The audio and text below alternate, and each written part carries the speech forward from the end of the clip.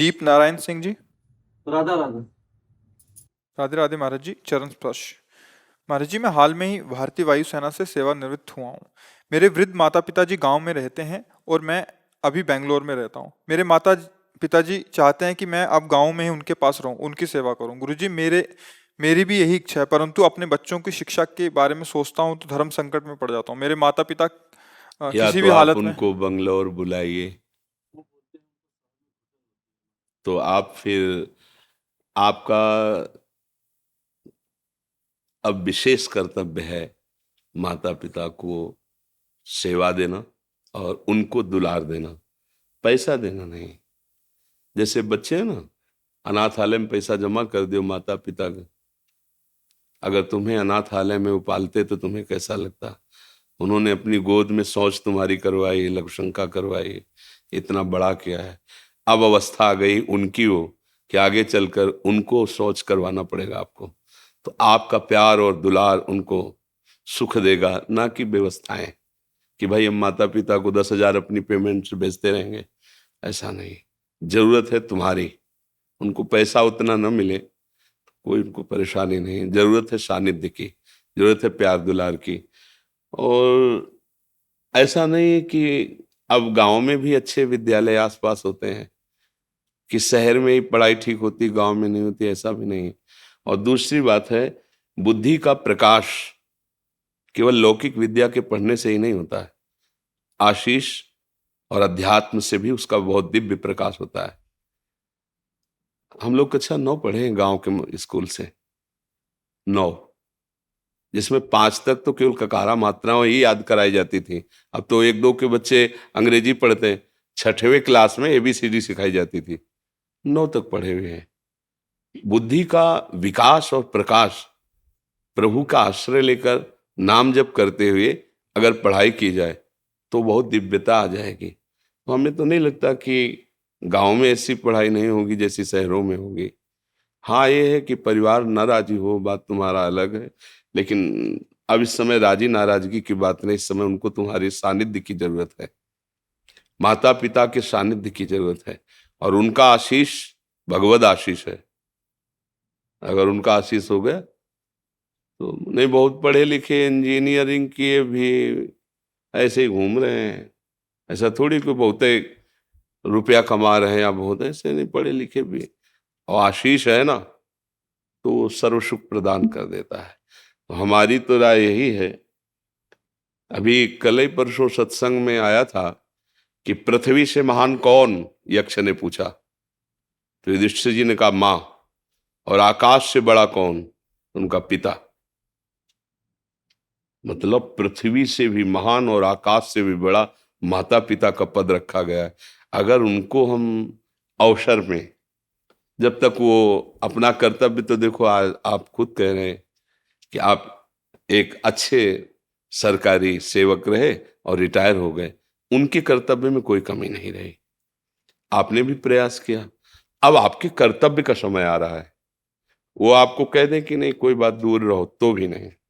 वो आपको गाली भी दें तो ठीक से सेवा नहीं कर, तो भी नहीं। हमको उनमें आसक्त होकर, जैसे यज्ञ करने वाला उपासक यज्ञ के विघ्नों की परवाह न करके अपने इष्ट की पूर्ति के लिए यज्ञ करता है। मेघनाद यज्ञ कर रहा था, ये अंगद आदि महापुरुष जन जाके खूब लात मारे, उसके हिला नहीं। जब यज्ञ विध्वंस कर दी लघुशंका आदि करके, तब वो उठा। तो एक यज्ञ की कर, तो ये यज्ञ के समान पावन माता पिता की सेवा है। आज के बच्चे इस बात को नहीं समझते। देश विदेश, नई पत्नी, नए बच्चे, अपना परिवार सुखी रखेंगे हम, निकल गए बूढ़े माता पिता। भले धन है, क्या करेंगे धन? उनको उस समय प्यार की जरूरत होती है। कोई प्यार से, आप नौकर रख दो, प्यार थोड़ी करेगा वो, तो ठीक है कपड़ा धो देगा, भोजन दे देगा। उस समय उनको प्यार की जरूरत है। वृद्ध है। मेरी तो सबसे यही प्रार्थना, आपसे नहीं सबसे, चूक मत करना। नहीं, वो अवस्था तुम्हारी भी आएगी और जो तुम्हारे विचार वही संस्कार बच्चों में आएंगे। तो तुम तो बंगलौर में रहोगे, वो अमेरिका में रहेगा, इतनी दूर रहेगा कि मरोगे भी तो आने के लिए उसके पास समय नहीं रहेगा। मतलब हमारी बात को अन्यथा न लिया जाए। हम जो आचरण करेंगे वही हमें परिणाम में मिलेगा। मुझे लगता है एक बार पहली प्राथमिकता माता पिता के सेवा की रखनी चाहिए। अगर ऐसा लगता है आपको तो आप पत्नी और बच्चों को शहर में रखिए, आते कभी इधर आए कभी इधर आए, और व्यवस्था रखिए, दोनों को राजी कर लीजिए। बुद्धिमानी तो इसी में है ना, कि व्यवस्था कीजिए उस तरह से कि भाई सेवा में माता पिता की भी एक आदमी रख दिया, इधर बच्चों की पढ़ाई लिखाई पत्नी की व्यवस्था, और ऐसी व्यवस्था रख ली, 2 दिन आके इधर जांच कर लिया, 2-4 दिन इधर कर लिए। नहीं तो मुझे लगता है कि भगवद आश्रित होकर अब तो हर जगह विद्या अध्ययन बहुत उच्च कोटि का। ऐसा तो मुझे नहीं लगता कि गांव की विद्या बहुत, अब पहले थी, पहले बात थी, अब नहीं है। अब तो छोटे छोटे बच्चे, उनसे कहो 39, तो बोले आप इसको अंग्रेजी में बोलिए, छोटे बच्चे बोलते 39, उनको हिंदी से बोलना नहीं आता, गांव के बच्चे हैं, हाँ उनको बोलना पड़ेगा 39, बोले आप समझ गए। ऐसा तो मतलब पढ़ाई हो रही है, तो उत्तम बातें हैं हमारी तरफ से, क्योंकि हम जहाँ हैं ये अध्यात्म मार्ग है। माता पिता के आशीर्वाद से सब कुछ हो सकता है, अगर उनका भाव बिगड़ गया तो अब फिर दोबारा मां नहीं मिलती। आज वो वृद्ध हो गए, अब उनकी सेवा के लिए कोई है नहीं, और हम अपनी और अपने संतान की उन्नति का सोचे तो उनका क्या होगा। कई ऐसे माता पिता दुख भरे मिले हुए हैं, माना है कि उनके बच्चों ने लाख रुपए जमा कर दिए वृद्धाश्रम में, अनाथालय में। नहीं नहीं भाई, अनाथालय की जरूरत नहीं, तुम उनके पुत्र हो, अनाथ कैसे। उनकी चाहे उनको समीप बुला के या उनके समीप जाके, या दोनों की दोनों जगह व्यवस्था करके, पढ़े लिखे हो जैसे बने उनको राजी कर लो। और जब तक उनका शरीर पूरा ना हो जाए तब तक ये बहुत बड़ी यज्ञ है, बहुत बड़ी तपस्या है, ये मानकर वो तुम्हें गाली दे सकते हैं, वो 4 लोगों के सामने तुम्हारी निंदा कर सकते हैं। रात दिन सेवा करोगे फिर भी वो निंदा करेंगे, तुम्हें नहीं सुनना, तुम्हें वही सेवा करनी जैसे कर रहे हो, तो उसका फल क्या होगा, प्रकाशित हो जाओगे, इस लोक में भी सुखी रहोगे, परलोक में भी सुखी रहोगे। बस बात समझ लो। हाँ, अगर समझ आ जाएगी तो, नहीं तो फिर ये तो बाबा जी हैं, हम तो सलाह दे देते हैं, मान लो तो मान लो, ना मान लो तो फिर अपने ऊपर थोड़ा सोचो, कल वही दशा आएगी। और तुम जिनको लाडले की, जिसकी उन्नति की चाह करते हो, ऐसी उन्नति के सोपान पर चढ़ जाएंगे तो विदेश में रहेंगे। बोले इस समय अमेरिका में है लड़का, अब तुम परेशान हो, पानी देने वाला कोई नहीं, सूचना भी जाएगी कि पधार रहे हो तो जलने के बाद ही आ सकते हैं, क्योंकि तुरंत पास थोड़ी है कि गांव के हैं, इस गांव से उस गांव में आ गए। वो मालिक देख रहा है, एक एक वृत्ति देख रहा है। धन और लौकिक उन्नति तभी सुख देती है जब उसके साथ आशीष हो, बड़े बुजुर्गों का आशीर्वाद हो। तो कम पैसा भी होगा ना तो तुम चौड़ी छाती आनंदित करके घूमोगे, और उनकी डाह, उनकी जलन, वो फिर दुख। आज हमारा समाज इस बात को नहीं समझ पा रहा है, बूढ़े माता पिता का सम्मान करना भूल गए। एक परिचय के थे तो ऑफिसर थे, तो उनके पिताजी गांव के थे, अंगूछा डाले और ऐसे कांच लगाए और गए वहां। पहले तो घुसने ही नहीं दिया, तो उनका ले जो तुम्हारे सर हैं उनके हम बाप हैं, तो हाँ रास्ता जो जब गए तो वो कुर्सी से नहीं उठे। तो उन्होंने देखा उनका, अब पिता तो पिता ही ला देखेंगे, तो उनका हम तो मिलने आए थे आपसे, बात की, वो वापस हो गए। और जब वापस हो रहे थे धीरे धीरे कदम से, तो उनके बगल वाले ऑफिसर, ये कौन था, आपसे कोई प्रणाम नहीं किया, मतलब आपको सल्यूट नहीं किया आप ऐसे। बोले हमारे घर का एक नौकर था, वो मिलने आया था। उनके कान में आवाज पड़ी, बस आंसू गिराते हुए गए। और जब मिले हमसे तब बताया कि कह रहा था अपने ऑफिसरों के सामने कि हमारे घर का नौकर है। बोले पढ़ाया लिखाया, मेहनत करके उसको उस पद में पहुंचाया, और वो हम ही को कह रहा था कि ये नौकर है, उठ के पैर भी नहीं छुआ था।